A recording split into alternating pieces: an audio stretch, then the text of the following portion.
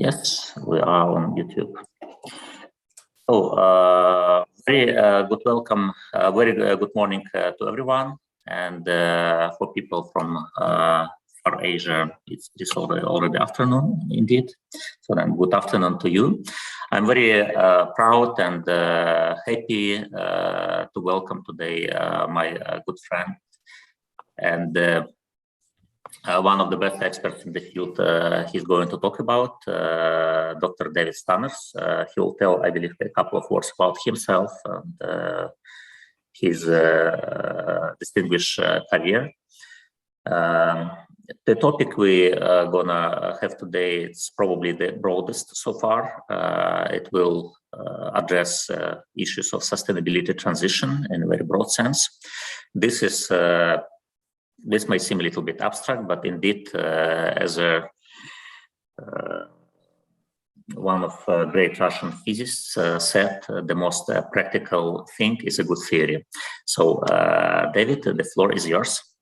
Thank you very much for that kind introduction, Anton. Yeah, my name is David Stanners.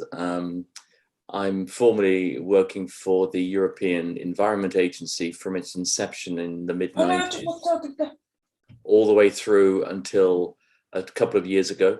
So I've been involved for at least 25 years in using knowledge, using information, using data in decision-making processes, particularly to do with environmental policy and sustainability policy as well.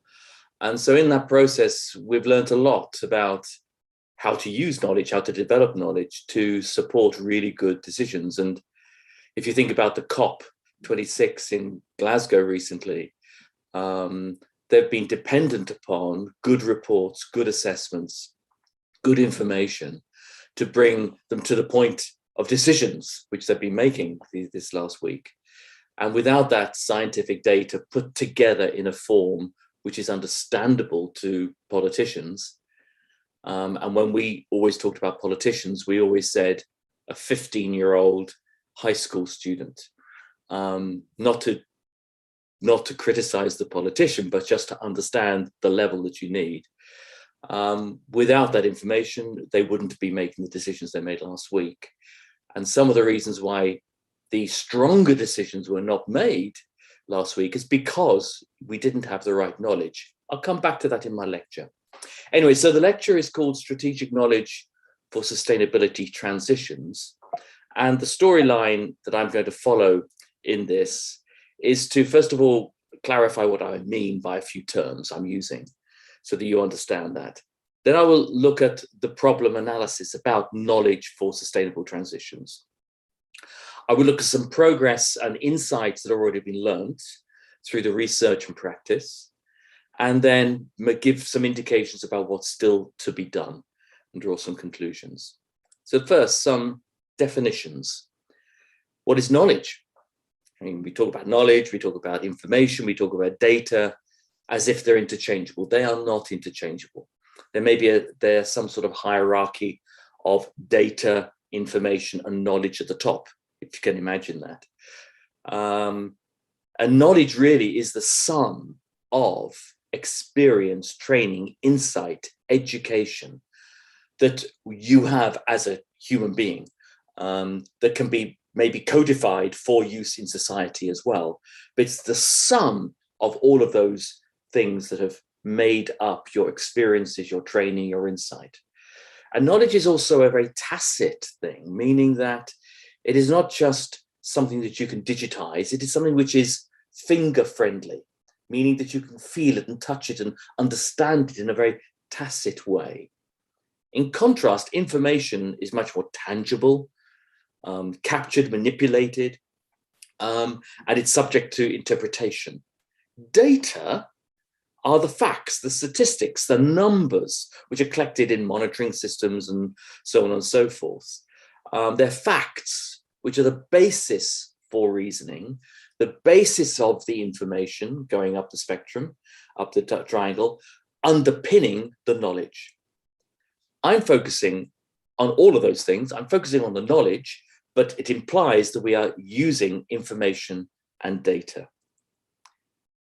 The other word in that title is transitions. What are transitions? Well, sustainability transitions, as I write here, are major shifts or changes in ways of doing things, industries in particular, but also socio-technical systems like agriculture or transport, energy production systems, and the way which we structure our societies. So major changes in those which are going towards more sustainable modes of production and consumption. So when we talk about the changes that we need for climate to reverse climate change, what we're talking about is those changes which will minimize and reduce to zero, hopefully, the changes on climate. That will be a transition. And we use the word transition because it's not something that just happens by clicking a switch. You have to go through a process of change for a transition. And what we have here is a description by Gales from 2006 about what do transitions look like in a multi-level perspective, as he puts it. And I'll increase the size of this this graphic so you can see it. It's really very important, if you need to focus on this, to understand what we mean by transitions. By moving from one state to the next state, the first state, if you look at the socio-technical regime, we have a kind of a rhombus and on the left-hand side, and that changes to the rhombus on the right-hand side. So what we're talking about is that what does it mean to change from the left-hand side to the right-hand side? What happens?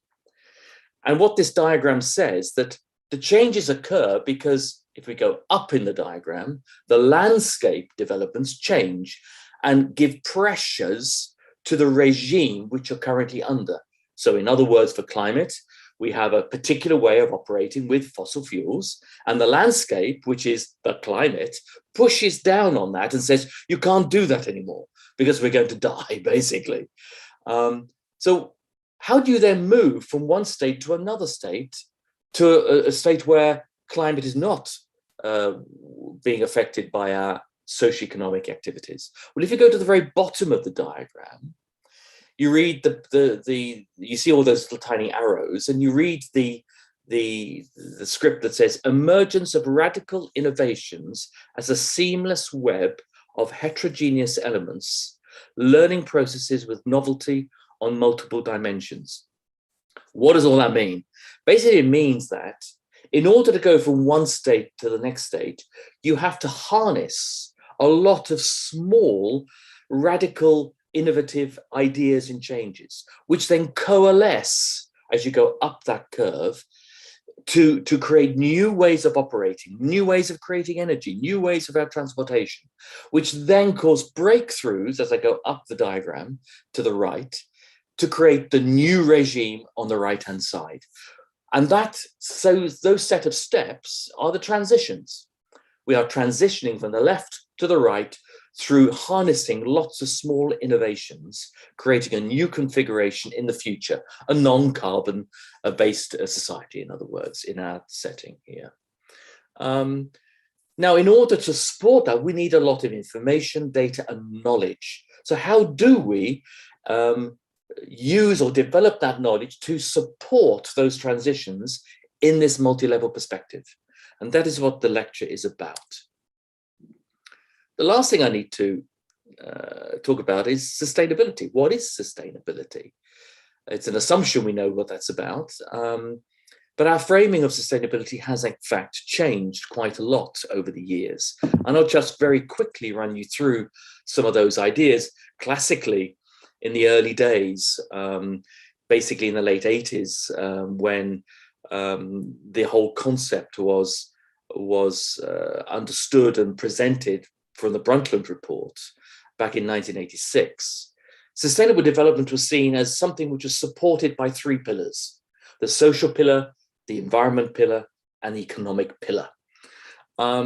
This then led people to understand that there was, in fact, a sense of these three circles. We then moved on to this Olympic rings model, where environment, society, and economy overlapped. And where they overlapped right in the middle, you had sustainable development. In the other parts, you did not have sustainable development. You might have had equitable social environment or sustainable natural and built environment, but you didn't have sustainable development. Now, this is probably the most famous and most used model for sustainable development, but it is completely misleading because it suggests that there is an economy and a society without environment in the part of the Venn diagram on the bottom right and the bottom left. But there are no economies and there is no society without the dependence upon the environment. So it is completely misleading to suggest that some economic and social activities are outside the environment. So this can mislead policy and understanding of what's going on, policy and action, I should say. So this has led to the so-called egg model of sustainable development, where what you find is that the economy and society is embedded inside environment. So everything, it depends upon the environment, society, and the economy.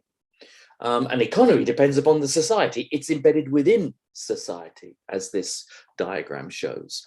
And that's extremely important to understand, because we then understand that there are sources and sinks, there's environmental services and spaces which society and economies depend upon. You can expand this even further in this diagram. It's still the egg model, and understand that this model also highlights the interconnectedness between the socio-technical economic system in the middle and the resource flows that go through it. You have the environmental resources which are used by our economies, and then you have the waste and emissions. And of course, before we had this as a one-dimensional dumping the waste back in the environment. And what we now need to have is a circular economy so that the waste goes back in a way that is utilized by the environment. And so we maintain our environmental resources as a renewable resource. So sustainable development has changed in our understanding, but now I do believe at least we do have a model which captures in a much better way the way in which everything that we do on this planet is dependent upon the ecosystems. And therefore the policies and actions that we take should be reflective of this understanding.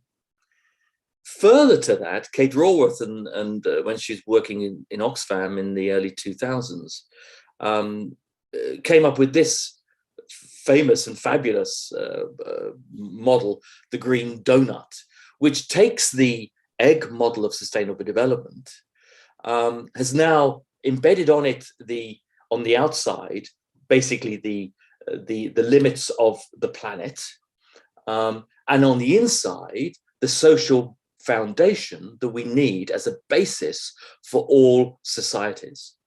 And so the idea here is that we cannot go beyond the environmental ceiling on the outside, and we should not reduce the social foundation that we have in the center. And we have this safe and just space for humanity, the light green concentric ring in the middle. And it is there that we want to try to live. And at the moment, we're either outside it on the climate side, or we're inside it because we're not providing sufficient food, water, education, and so on and so forth on the societal side. So this model also is a very useful one also to bear in mind when we're talking about actions for sustainable development, and then is type of information that we need and knowledge that we need to support that. Actually, I rather like this diagram. Also, I just put it on the table. Actually, more realistically, sustainable development is a tangled knot of complexity. There is so much going on in this concept that this makes it, the green donut makes it look very, very controlled and understood. In actual fact, it's much more complex, with many different threads, as this rope metaphor shows, of sustainability and resilience and equity and regional different scales and many different themes and sectors are all kind of interacting with each other. So let's not forget we're working with a very complex world. So what is the problem that I've outlined? So basically the problem lies here. How do we make knowledge more effective to support sustainability transitions? And my assumption there is that we're not using effectively today the knowledge that we have. And I think that's very clear. We've known for a long time, for example, to take the climate issue, the effects, the greenhouse gas effect and the effect of greenhouse gas emissions on the environment. But why haven't we acted sooner? We're now talking about really taking action, but we're not really taking all the action we could take at all yet. But we are making steps. Why are we so slow? Why haven't we taken action more quickly? Well, there's all sorts of reasons for that. And part of this is how we have developed the knowledge. In some cases, we've developed knowledge which have been in expert circles, in scientific circles, but politicians or industry officials or the public didn't really understand. So just having the knowledge does not mean it's going to change things. So we're going to be investigating then the type of things we need to do, both in creating knowledge as well as in utilizing knowledge. But first, let's step back a little bit and understand the type of knowledge we're talking about. I could summarize it as perhaps 5 major clusters of knowledge we're talking about. There's the whole geographical piece of how things work on the planet, the geographical interconnectedness of things, the way in which pollutants move between continents, between countries. There's the human environmental system interactions, the way in which humans interact with the environment, improving it sometimes and often damaging it as well, and how those interactions are working through, for example, when we carry out agriculture, or we do mining, or we just build roads and infrastructure, for example. How is that interactions working? How are those interactions actually making impacts?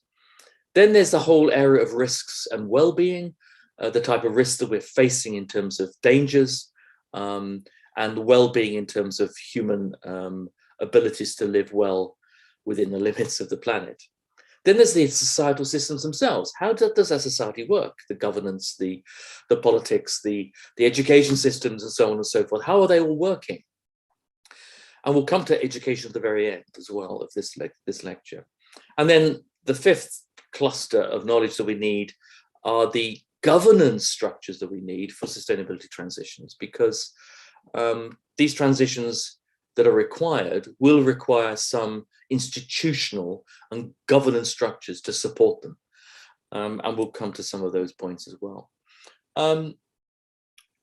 Now, the usual sources in this type of knowledge have come from regulatory policies associated with monitoring systems, be they environmental ones or societal ones. Normal regulatory policies are collecting information and data. For environment, you have a lot of remote sensing information from satellites. That is also has increased tremendously and is now an online and a real-time source of information and data on what's going on.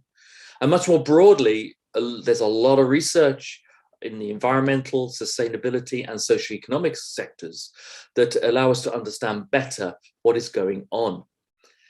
So those are the key sources, but on their own, they're insufficient.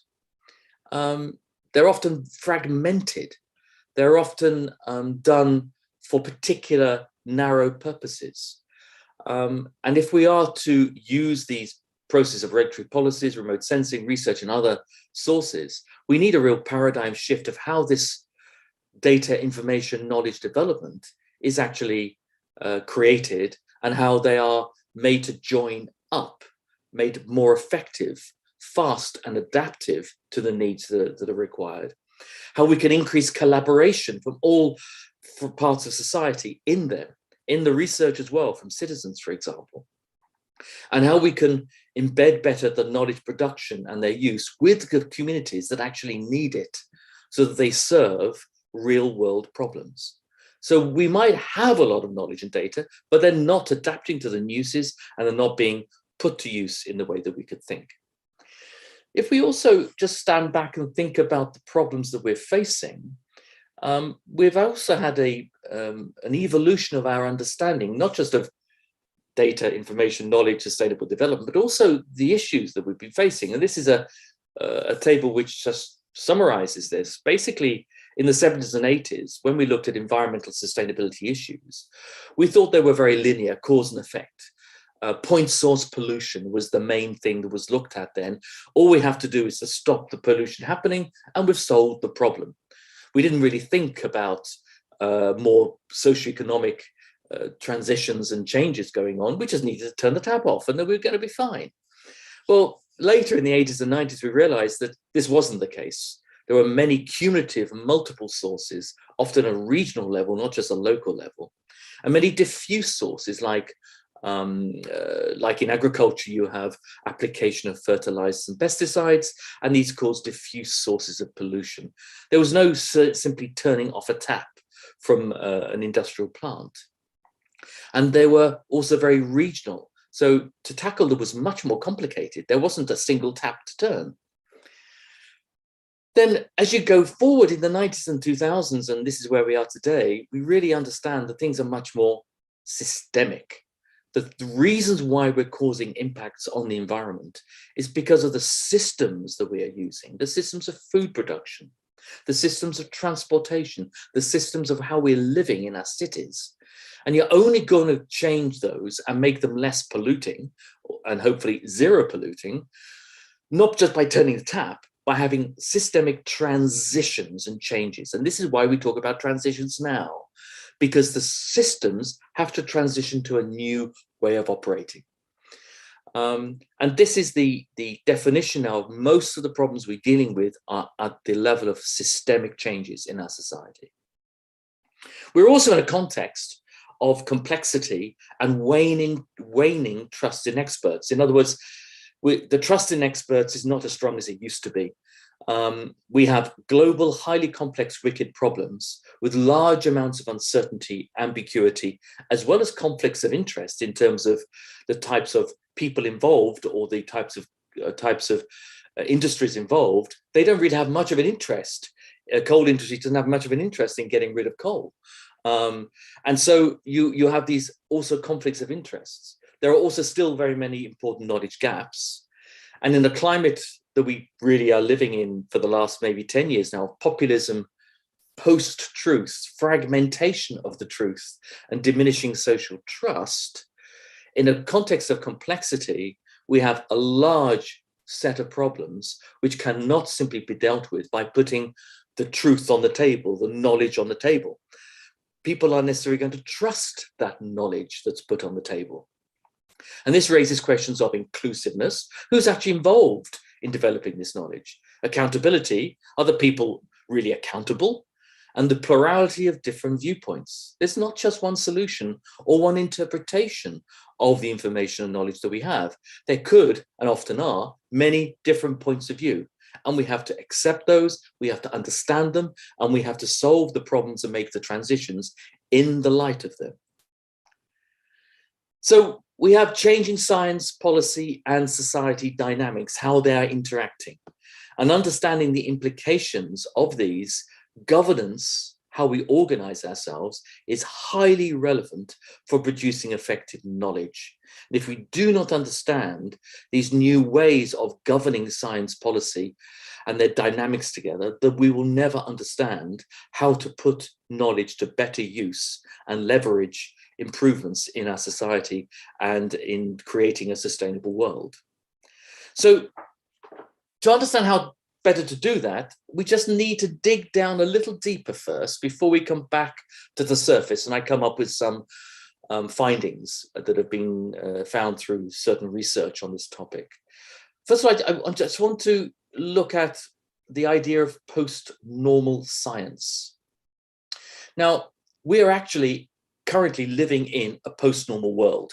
Most of the problems that we're dealing with in terms of climate and environment are in this red concentric ring in the diagram, where there are very high decision stakes and very high uncertainties.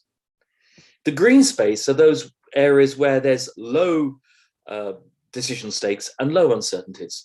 So in other words, how we drive our car, how we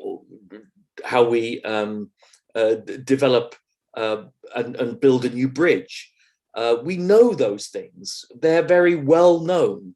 The decision stakes are low and the system uncertainties are low. You might need to get some consultants in to build a new bridge if it's more complicated. That's the yellow piece. But basically, those things are well known, so you can carry them out. When you're living in an area of climate science, which is in the red space, there are very high decision stakes. If we get things wrong, the world burns. It's already burning, but the world burns, and we will not be able to have the agriculture, the foodstuff production, and so on and so forth.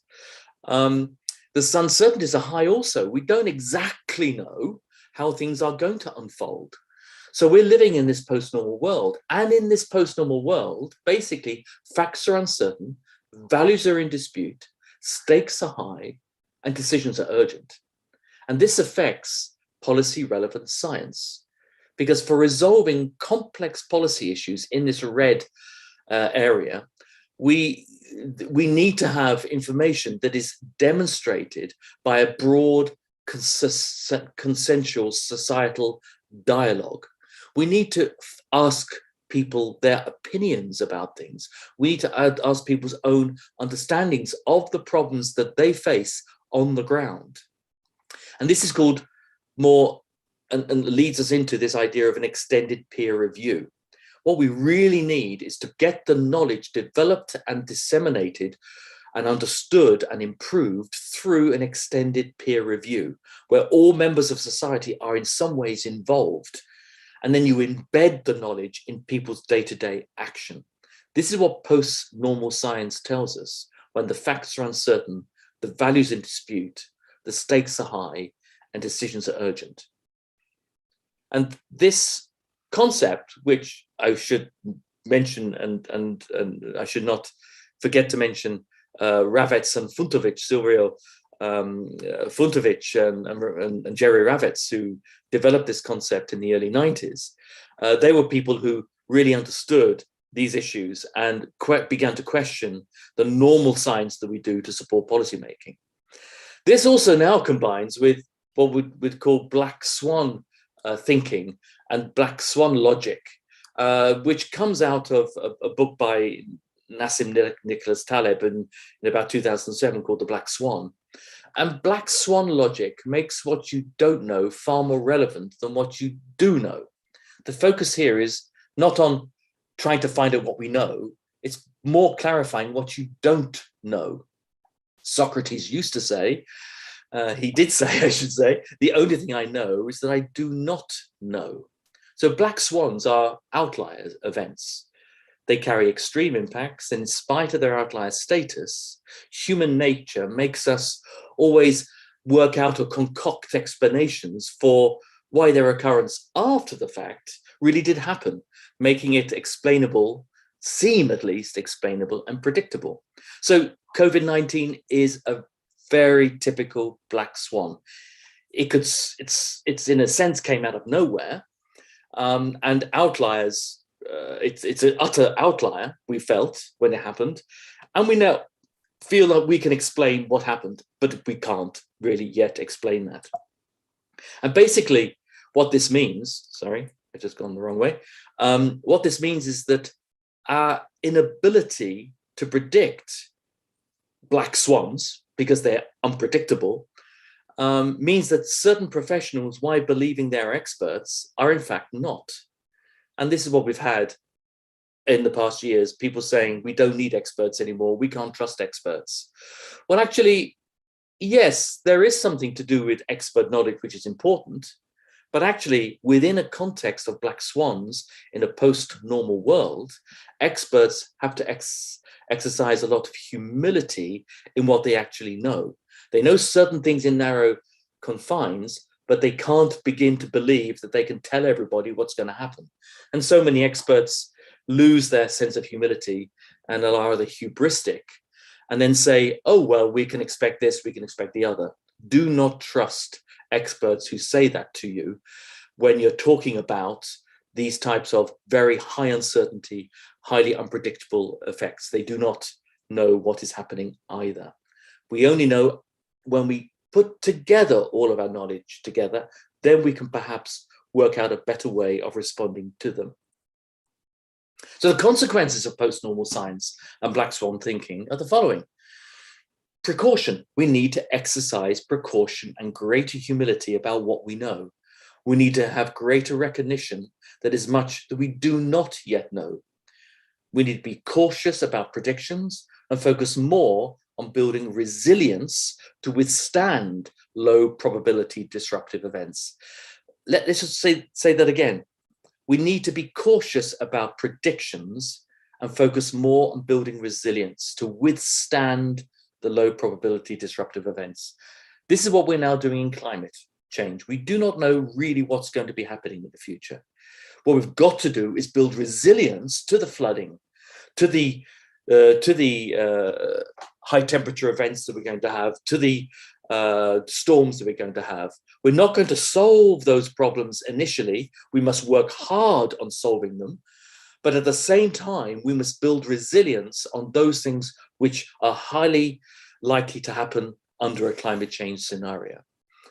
And then thirdly, we need to be careful about predicting and designing the future. We only realize the potential of solutions after they've arrived. So we must focus on creating the conditions to foster myriad niche developments to support innovative sustainability transitions, balancing the cooperative effects, joining together resources with a competitive industrial way of doing things, where we then develop even better design and better improvements. Now, when you read that, you think about Gales again, don't you?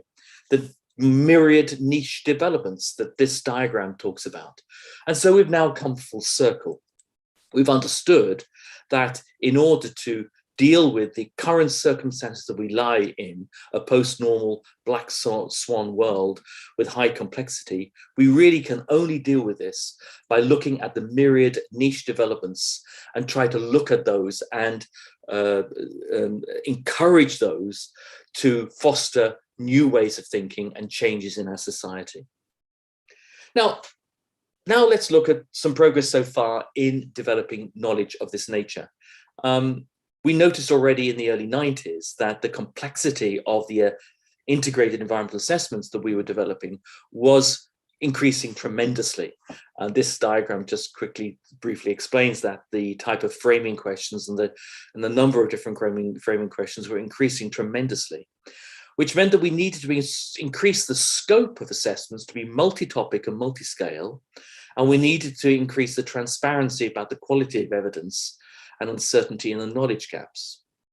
In the 90s then, two main projects were set up. The so-called IFEA Integrated Environmental Assessment European Forum in Europe was set up to improve the scientific quality of these types of assessments and strengthen the interactions between science and policy making. But then also in the US at Harvard University, Professor Bill Clark initiated research on the effectiveness on assessments at the same time, which led to the development of the program called Knowledge Systems for Sustainable Development. And what I'm now going to be talking about are results of coming out of these types of studies. So Knowledge Systems for Sustainable Development in the 1990s basically observed that there was substantial experience in research and decision support and observation. But this has been developed in a fragmented ad hoc manner with very little reflection on the experiences of what was going on and very little learning from similar efforts globally. As a result, we knew much less than we could about which kinds of knowledge systems work and which do not, and under what conditions. So myths accumulated and blunders were repeated. Therefore, this initiated a critical examination of historical experience, identifying reliable lessons which could be learned to build more effective knowledge systems for sustainable development. And indeed, we see still there is a great need and enthusiasm for systematically, critically comparing experiences with knowledge systems across many different sectors now, not just in the environment, to understand how they can be more effectively used, reformed, designed, and then applied in the future.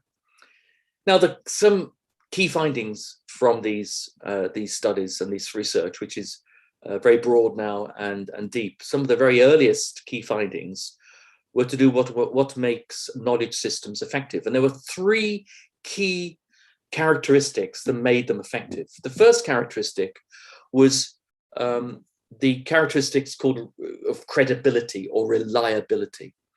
In other words, using technically adequate methods and approaches and formal procedures for assuring the quality of the knowledge in the process made the knowledge and the assessments maybe associated with that knowledge more credible to people. And that's pretty logical. You use good methods and you get good results and people can trust you. Yeah, they were credible at least. The second key point was saliency or relevancy. In other words, if you address the issues that were related to the challenges that were being faced by stakeholders, by politicians, by public, which supported decision-making processes, they were more effective. Now, this is pretty obvious, but often you do have a lot of data and research carried out, which is not relevant to the particular challenges that we've got. So they're not very effective in solving the problems. So we've got to make sure that the activities, the research is actually focused on solving the problems that we need. It's not to close down other types of blue sky research, which is needed for other purposes. Of course that is, but this is to do with research which is focused on gathering knowledge for sustainable transitions. And the third area, which was the least understood and maybe the least obvious, was that to do with the legitimacy. In other words, trust. The assessment or knowledge-making process needs to be recognized as being unbiased, transparent, with stakeholder participation and representation. If it was done in a bubble on its own in a research lab or in a government institution, and then the data just came out and said to people, okay, these are the results, this is what you must do, people didn't trust them. And therefore the systems were not effective. Whereas if the systems were done with a proper interaction with those who needed to make the changes, then they were much more effective. And this then reflects what I was saying before about post-normal science and black swan thinking. This connects with that. When you're particularly in complex areas, you need to develop the knowledge with a transparency. Now, the Knowledge Systems for Sustainable Development process came up with 8 different elements that we need to consider in developing knowledge systems to support sustainable transitions. I won't go into detail on all of them. I'll focus on the last couple, the characteristics and the target of objectives and solutions. But the 8 are worth just stopping on, because any knowledge system requires information. It requires institutions, social structures which are recognized. It includes people. It includes the processes. It includes the methods, the characteristics, target objectives, and a focus on solutions. It's very important to tick all of those boxes. Let me look on the characteristics. I'll just focus on the key characteristics. Here they all are: solution-driven, integration of tacit knowledge, co-production, etc. I will go through each one of these. Solution-driven. Knowledge systems focused on solutions to sustainable problems are much more effective than those focused on characterizing problems or impacts alone. In other words, try to understand the solutions, how things can be changed, and not just characterizing the problems or the impacts. We often focus only on the problems or the impacts. 2, tacit knowledge. Knowledge systems that can integrate tacit, in other words, practice-based knowledge, how to solve problems, with research-based knowledge are much more effective than those that privilege one form of knowledge over the other. So if the researcher says, no, my knowledge is far better, I know a lot more about the theory, but the practice-based knowledge in the field by a farmer, for example, is then deprecated, is then put to one side, you're not going to create a good knowledge system. You've got to have respect for the tacit knowledge, the practice-based knowledge, as well as the research-based knowledge. 3, co-production. Knowledge systems from which information emerges as a joint product of experts and decision makers are much more effective than those that function in one direction, pipelines or transfers of knowledge from the expert to the one who has to make their changes. We've said that already, but this is a very important point to do with co-production, creating co-production processes that can create the knowledge. Not easy. Integrated impact assessment, knowledge systems that evaluate potential solutions in terms of their impacts across the social, ecological, and economic dimensions of sustainability are more effective than those adopting narrower evaluations. More obvious, perhaps, but something which has been learned the hard way. 5, learning orientation, knowledge systems that are explicitly designed to facilitate an ongoing dynamic process of experimentation, evaluation, and learning are much more effective than those focused on one-time findings. This needs a lot more humility. It's what science should be about. But so often experts say they know this is the answer. No, we need an ongoing dynamic process of experimentation, evaluation, and learning.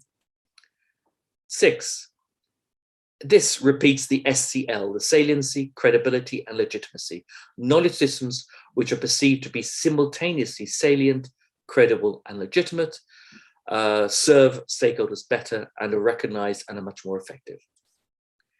Scale, knowledge systems that are capable of linking information producers and users across scales are much more effective than those focused on single scales, just the local, just the regional, or just the global, for example. Boundary organizations, I've mentioned briefly this before, but go into more detail now. Knowledge systems that incorporate distinct and dedicated boundary organizations for linking knowledge producers and users are much more effective than those that do not. I will come to some more information about that in a moment. Hold that thought in your mind, boundary organizations. And then finally, 9th, contextualized design, knowledge systems that are explicitly attuned to the context of specific places, sectors, or syndromes are much more effective than those with generic, context-free orientations. That's due to the complexity of the world we live in. You've got to have the knowledge specific to the particular problem you are talking about, not just generic knowledge. Contextualized design.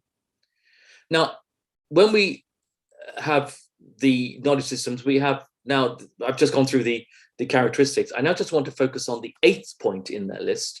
There's a lot more reading here that you can go into, but the focus on solutions, because their last point basically said and supported this idea that we need to develop knowledge to support adaptiveness, vulnerability, and resilience. That's what we were talking about on the black swans. We need to have knowledge to support sustainability in complex production consumption systems. And we need knowledge to support the institutions which are set up to promote sustainable development as well.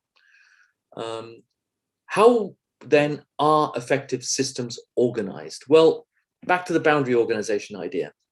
Treating boundary management seriously is really important. In other words, the boundary is between the experts and the decision makers, and between those and the public.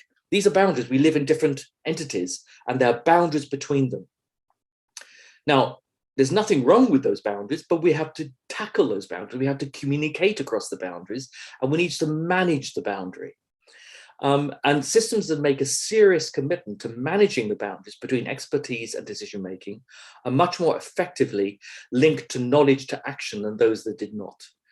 So that we have to understand that the knowledge, if it's for action, needs to link the knowledge producers with the action takers.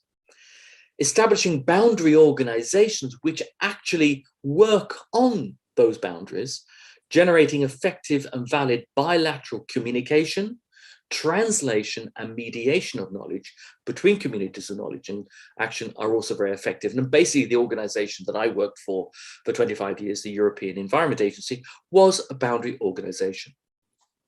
Dual accountability, basically the institutions accounting on the boundary managers to key actors on both sides of the knowledge action boundary was crucial to develop building effective information flows. You had to have accountability both to the knowledge producers as well as to the decision makers.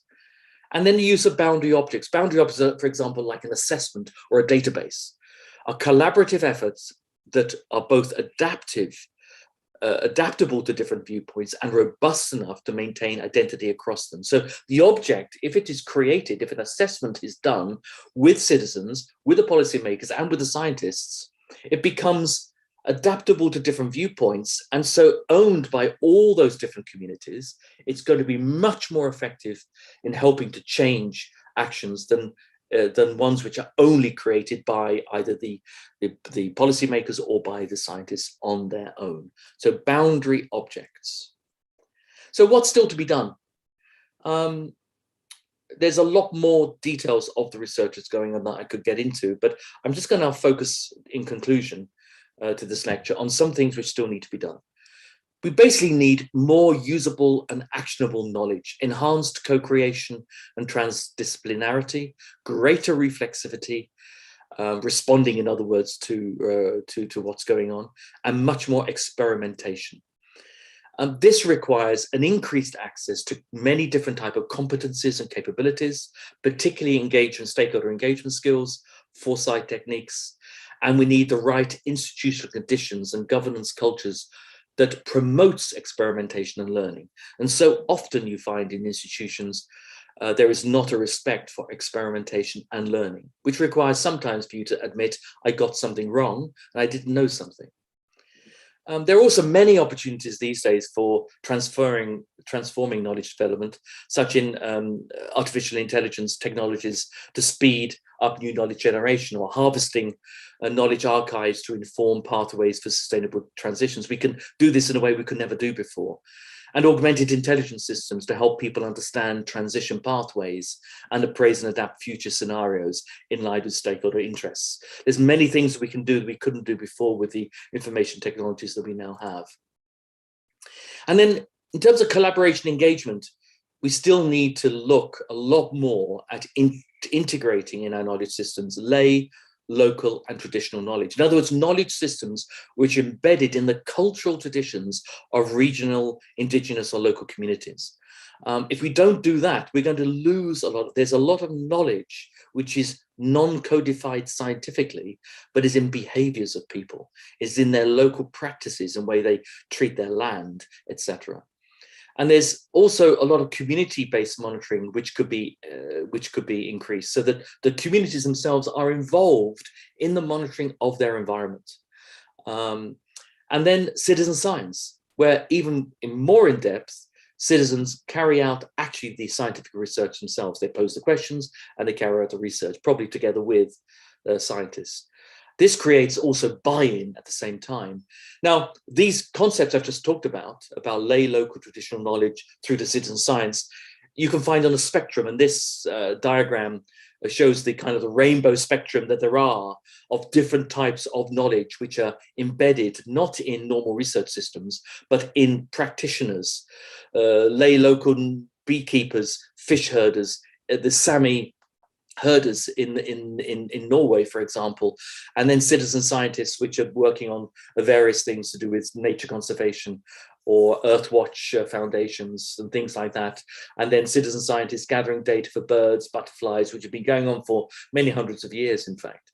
So there's a huge amount of knowledge and data there that we do not yet properly use systematically in our knowledge systems. And we have to find better ways of integrating that.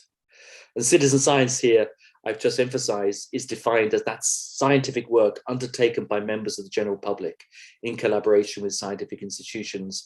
And it creates a sense of responsibility to serve the best interests of the wider community. And that is a key lever from knowledge to action. So citizen science can be a key way of translating knowledge into real action. And a member of the general public who engages in scientific work, often in collaboration and under the direction of professional scientists or amateur scientists, are really effective in bringing home real action in their communities. And finally, I said I'd talk about education, and basically what we need to transform our education system, which has information and transformational approaches in education. So beyond just environmental advocacy to encompass actually environmental change. From transformational, in other words, helping to engage in changing behaviors and attitudes. So the education becomes information, but also becomes transformational to those being educated. This is not just school education, it is all generations education across generations. And this research, I'd just like to emphasize, actually, this idea of expanding the education has been actually foreshadowed by the work that I've just summarized under integrated assessment and knowledge systems sustainable development, with boundary organizations generating commitment and accountability on both sides. Basically, this means that in an education setting, we need an expanded ecology of education for global sustainability. So the education can see all the different elements and how they interconnect. At the moment, so many of our education curricula are divided up into segments. We need to join them together so that they can understandably be used for improving our understanding and action on global sustainability. Summary conclusions. When developing knowledge systems for sustainable development transitions, we need to be reflexive and responsive to changing demands. We need to be explicit about assumptions, values, and goals. We need to strengthen and adapt knowledge production processes. We need to strengthen interaction with stakeholders. Co-creation approaches need to be developed, in other words, making things together. We need to revisit mental models of how change happens, pragmatism versus theory. We need to recognize that we are all part of the knowledge system, a community of actors. We need to use knowledge and assessments to navigate uncertainty and complexity. We need to be humble about what we know and what we don't know. Sounds easy, but it's one of the most difficult things here, particularly if you're an expert. You don't tend to be as humble as you need to be. We need to be humble and not hubristic about what we know and what we don't know. We need to collaborate, co-create, and foster wide ownership. It's much more effective. We need to be proactive, consult and reach out. Knowledge development is not the end point. Assessments and knowledge are the foundation for new policy arguments and sustainability transitions. We need to be policy relevant, requiring increased engagement with solutions and responses. And we need to use methods and approaches that can deliver credible, salient, and legitimate results that have a greater chance of leveraging change. So the very last point I'm going to say, we're not here to describe the world, but to improve it. So often we focus on the description and not how we take that description and understanding into change. We're not here to describe the world, we're here to improve it. Thank you very much. There are some sources here. There's more sources here that I can talk about immediately, but you can look up some of the main references I've got. I'm very happy to provide others if required, or come back with some questions. Thank you. Yeah, thank you a lot, David. It was truly delightful. It's always a pleasure listening to you. Really learning something new, although topics of the presentations can be very similar. So thank you again. That's the questions and answers time. Do you have any questions to David? You can either type them in the chat if you feel shy, or just shoot unmute yourself and shoot the questions if you feel brave enough.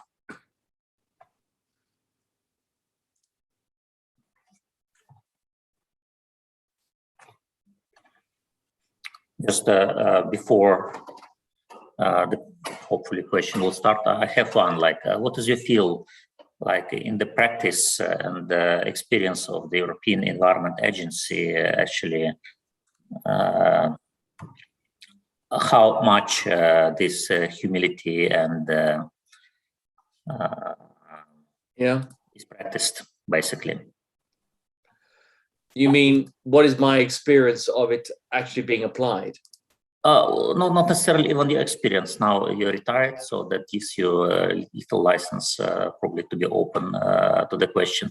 What do you feel like in the overall work of the EEA, how this actually... So I think the method we did try very hard to first of all, be focused on and utilize the expertise that's out there, the researchers, the monitoring experts, and so on and so forth, to make absolutely sure that we were credible in what we did, that we just didn't make up things. Of course, we actually rooted all of our work in the credible. Then we did work hard in trying to understand that what we were working on was salient and relevant to the policymaker. So we always had a policy to which we were addressing, or a particular new problem emerging that needed to be addressed, and policy was being formed for. And then the legitimacy point was, how did we carry things out? Well, we were part of a network there, the INET network of all the countries that were involved at the time, 32 countries, and their experts as well.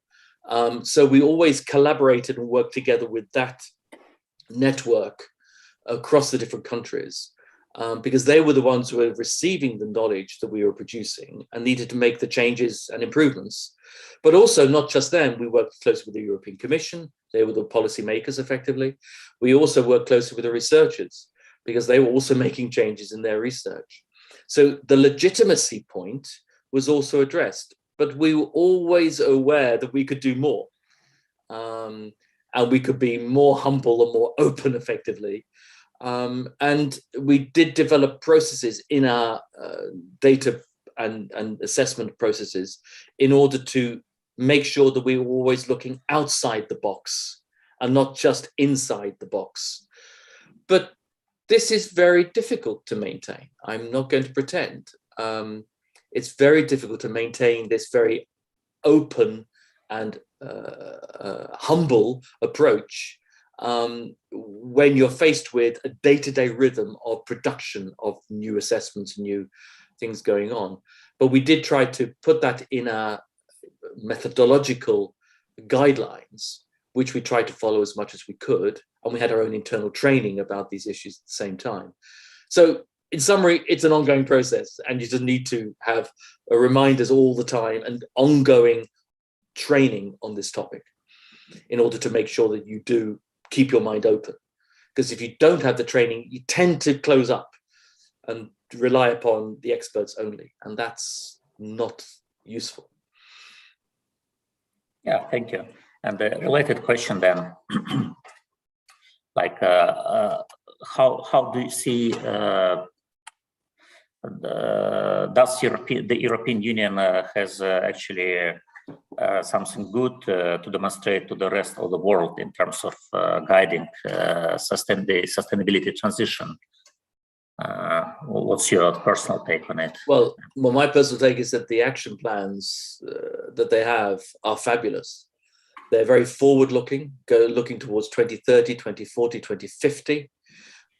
They are expansive in the sense that they cover not just environment, they cover all the aspects of a socioeconomic system. So the European Union is very good at envisaging the medium to long-term perspectives to create a common playing field so that all the countries can work together towards those common objectives and the transformations that are required towards 2050. They're less good at the emergency response because they weren't really set up for that, because the countries themselves individually have that capacity. And the criticisms, for example, about COVID recently has been to do with the emergency response. They're not really set up for the emergency response. They're set up for the medium-term, long-term perspective. And by collaborating together at the EU level, I think they're developing a view and a set of actions and strategies which will really deliver a sustainable world in the 2050s. It's not impracticable, it's possible, and they have the plans for that. And that's the first area globally that really has such a perspective. Yeah, thank you. Any other questions from the audience?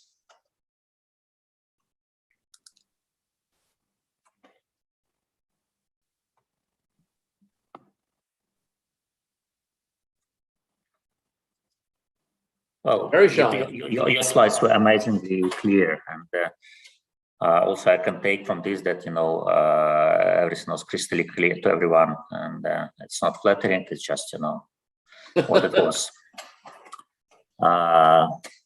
So please don't be shy. Like shoot your question either in chat and or aloud if you have some. Indeed.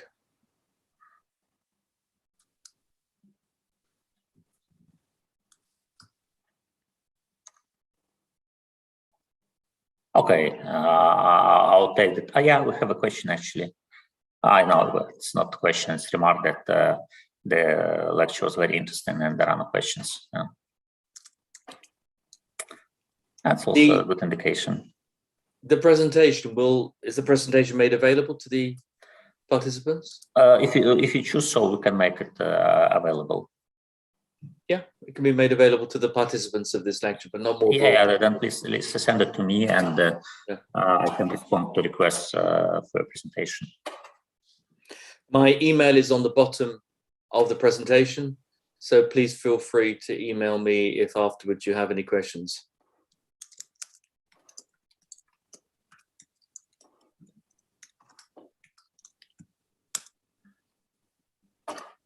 Probably with no questions coming, I believe we're closing this session. Thank you, David, for your time, for sharing your experience, and for a very fine lecture. It's always really always pleasure listening to you. I do hope it's not the last time I do. So have a good time and happy life in the UK outside the European Union. Thank you very much, Anton. Yeah. So thank you again. All of those attending. Thank you, the audience, for coming. Next session we're going to be will be by a scholar from the United States and from the West East Center in Honolulu, and the question will be about the PERI organization, with particular cases in Vietnam. Looking forward to that one as well. So, and looking forward to see you next time. Thank you again. Goodbye. Thank you.